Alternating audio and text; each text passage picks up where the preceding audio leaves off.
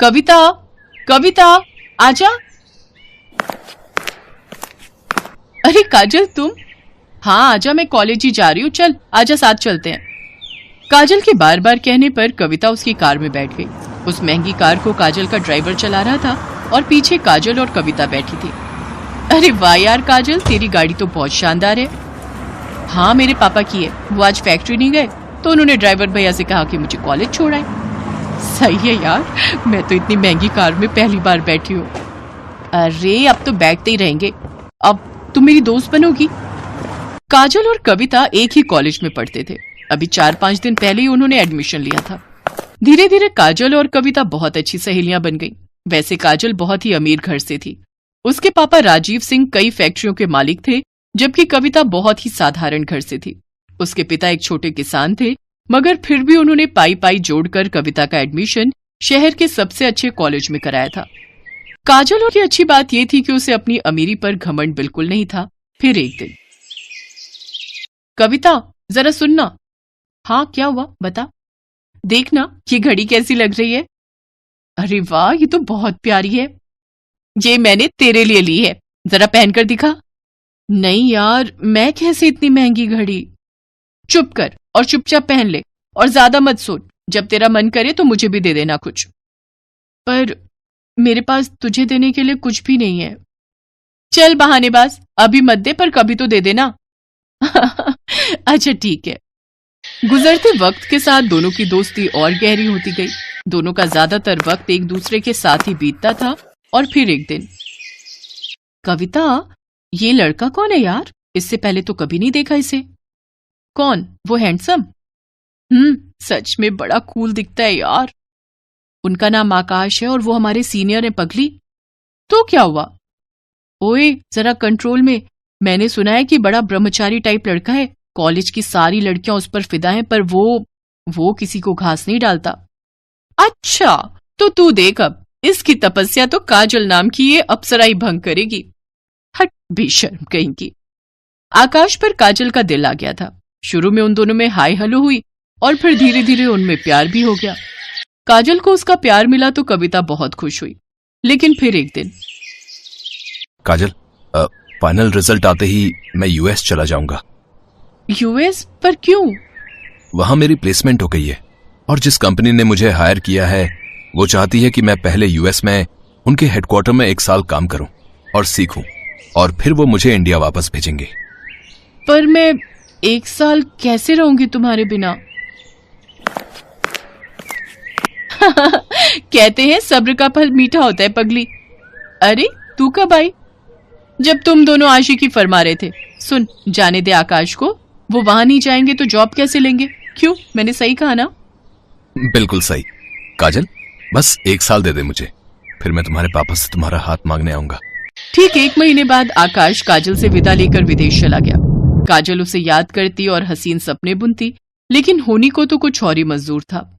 अचानक काजल ने कॉलेज आना बंद कर दिया। उसका फोन भी बंद आ रहा था। कविता को उसकी चिंता होने लगी तो एक दिन वो काजल के घर ही पहुंच गई। वहां उसका सामना काजल के पिता राजीव सिंह से हुआ। कौन हो तुम और क्या चाहिए? जी मैं वो काजल की दोस्त हूँ। उसे कुछ नोट्स देने आई थी। नोट्स? उनकी कोई जरूरत नहीं है, अब हो गई काजल की पढ़ाई। पर अभी कैसे? अभी तो लास्ट सेमेस्टर बाकी है ना अंकल। कह दिया ना तो कह दिया, चली जाओ यहां से और दोबारा कभी मत आना। कविता को कुछ समझ नहीं आ रहा था। वो उदास होकर वहां से जाने लगी, लेकिन घर के बाहर निकलते ही उसकी तरफ एक कागज की बॉल गिरी। कविता ने उस कागज को खोलकर देखा तो लिखावट काजल की थी। मुझे बचा ली कविता, प्लीज।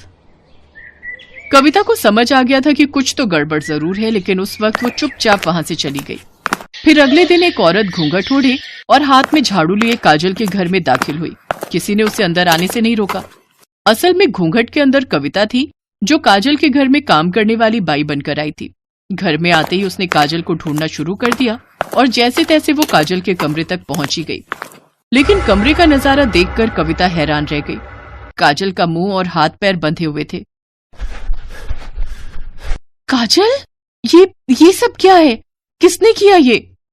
कविता तू आ गई, भगवान का शुक्र है। कविता, मेरे पापा ने मेरा सौदा कर दिया है। तू तो जानती है ना कि मैं और आकाश एक दूसरे से कितना प्यार करते हैं, पर मेरे पापा अपने बिजनेस पार्टनर से मेरी शादी कराना चाहते हैं। वो 55 साल का बुढ़ा है, उसने अपनी पहली पत्नी को मार दिया था और वो मुझे भी मार देगा। हैं? पर तेरे पापा वो ऐसा कैसे कर सकते हैं तेरे साथ? उन्होंने उस बुढ़े से बहुत बड़ा लोन लिया था जिसे वो चुका नहीं पाए, और पैसों के बदले अब वो मुझे सौंपने वाले उस बुढ़े को।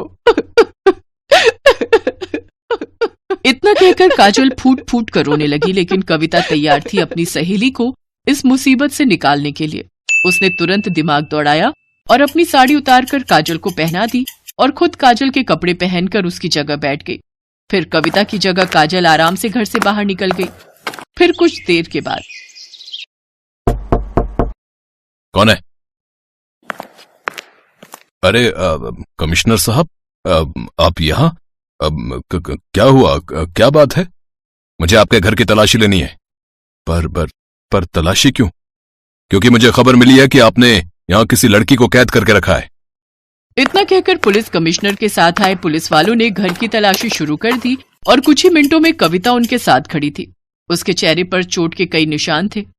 असल में राजीव को जैसे ही कविता और काजल के प्लान का पता चला तो उसने कविता को ही अपने गुस्से का शिकार बनाया और उसके साथ मारपीट की। लेकिन अब वो अपना किया भुगतने वाला था। पुलिस ने फौरन राजीव को गिरफ्तार कर लिया।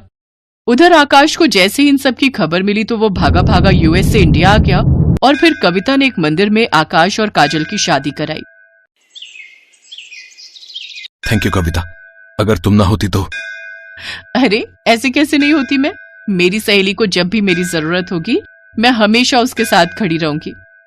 इतना कहकर कविता ने काजल को गले से लगा लिया और काजल बस यही सोच रही थी कि जो तोहफा कविता ने उसे दिया है क्या वो कभी उसकी बराबरी कर पाएगी।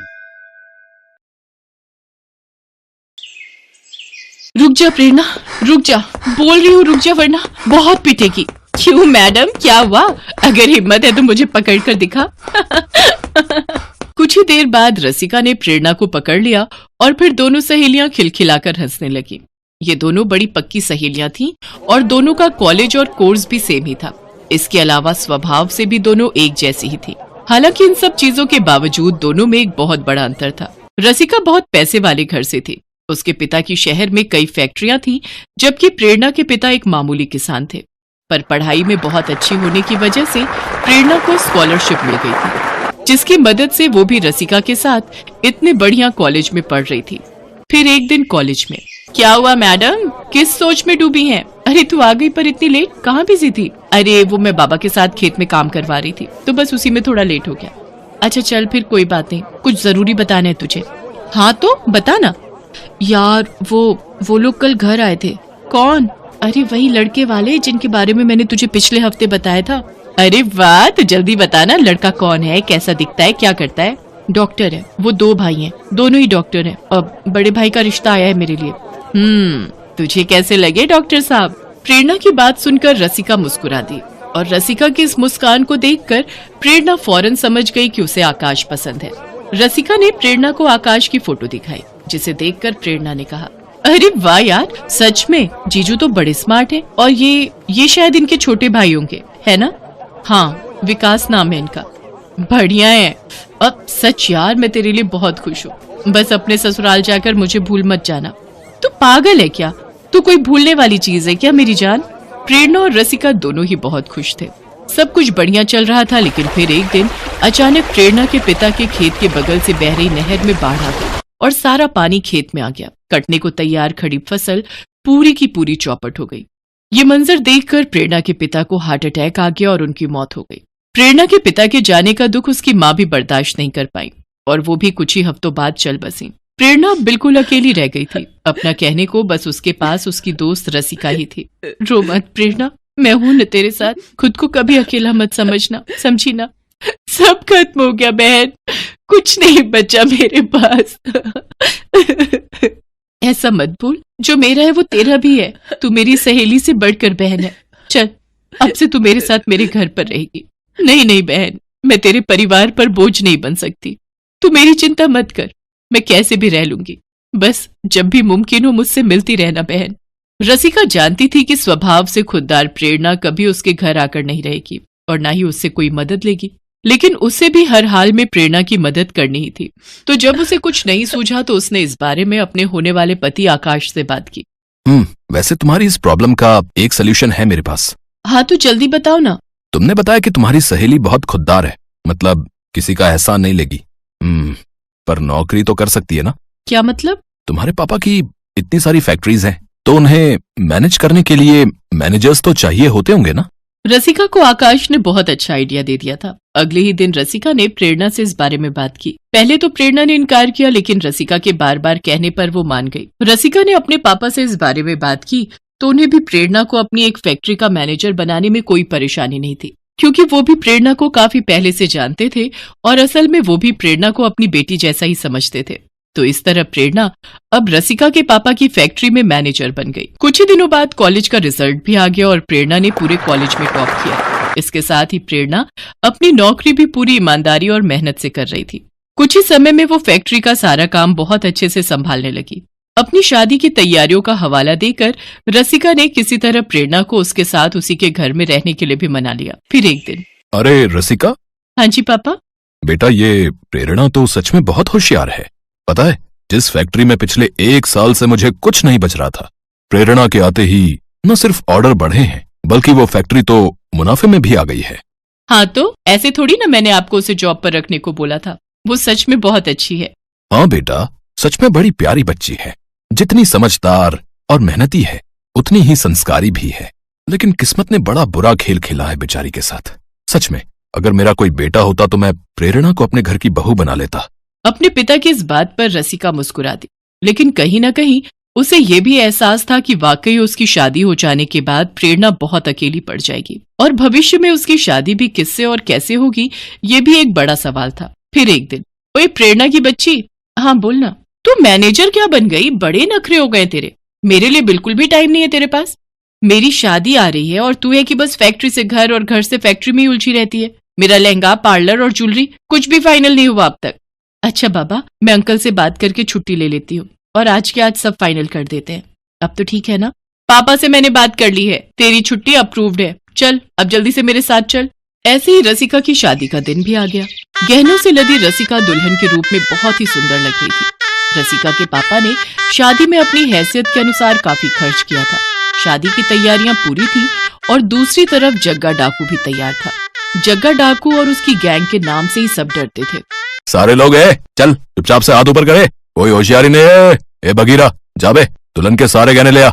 जग्गा और उसके आदमी बंदूक लेकर खड़े थे। बंदूक के खौफ से हर कोई सन्न था। जग्गा के साथियों ने रसिका से उसके गहने छीनने की कोशिश की, लेकिन रसिका उन्हें धक्का देकर भागने की कोशिश करने लगी। तभी जग्गा ने बंदूक रसिका की तरफ तानी और गुस्से से बोला, ए लड़की, रुक जा वरना गोली मार दूंगा, समझी? जग्गा ने सिर्फ कोरी धमकी नहीं दी। गहने हाथ से निकलते देख जग्गा ने रसिका को निशाना बनाकर गोली चला भी दी थी।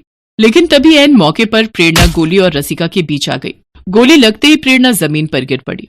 लेकिन इसी बीच किसी ने पुलिस को खबर कर दी थी और पुलिस की गाड़ी का सायरन सुनते ही जग्गा डाकू और उसकी गैंग वहां से भाग खड़ी हुई। रसिका तो बच गई, लेकिन अब प्रेरणा की हालत नाजुक थी। उसे फौरन अस्पताल ले जाया गया और काफी देर बाद जाकर उसे होश आया। ये तूने क्या किया पगली? तू ठीक है ना रसिका?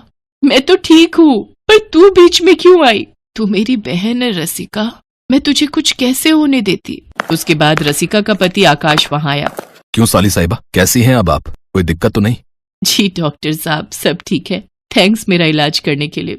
थैंक्स बोलना है तो मुझे नहीं, इससे बोलिए, क्योंकि आपका ट्रीटमेंट मैंने नहीं, इसने किया है। इतना बोलकर आकाश ने अपने छोटे भाई विकास की तरफ इशारा कर दिया, जो वहीं पर खड़ा था और प्रेरणा को बस देखे जा रहा था। प्रेरणा भी विकास से कुछ न कह सकी और बस उसे देखती रह गई। लेकिन इन दोनों के बीच की एक खामोशी रसिका ने पढ़ ली। और फिर कुछ दिनों के बाद, अरे रसिका, ये सब क्या है? इतना सारा सामान ये किसके लिए लाई है? अपनी होने वाली देवरानी के लिए। अच्छा, तो विकास जी का रिश्ता तय हो गया, अच्छी बात है। कौन है लड़की? यही है, आजा तुझे फोटो दिखाती हूँ। इतना कहकर रसिका ने प्रेरणा की फोटो उसके हाथ में थमा दी, जिसे देखकर प्रेरणा की आंखों से आंसू बहने लगे। नहीं रसिका, ये सही नहीं है। न तो मैं विकास जी के लायक हूँ और न ही मेरी हैसियत। ऐसा तुझे लगता है, विकास भैया और हमारे परिवार को नहीं। सच मान प्रेरणा, ये शादी तुझ पर कोई एहसान नहीं है, बल्कि ये तेरा हक है जो तुझे मिलना ही चाहिए। हाँ, पर मेरी एक शर्त है, शादी के बाद मैं तेरी जेठानी हो जाऊंगी तो थोड़ा अदब से बात करना मुझसे, समझी? रसिका की बात सुनकर प्रेरणा मुस्कुरा दी। अब सब ठीक होने वाला था। दोनों सहेलियों से बहन बनने के बाद अब जेठानी देवरानी बनकर हमेशा एक दूसरे के साथ और खुश रहने वाली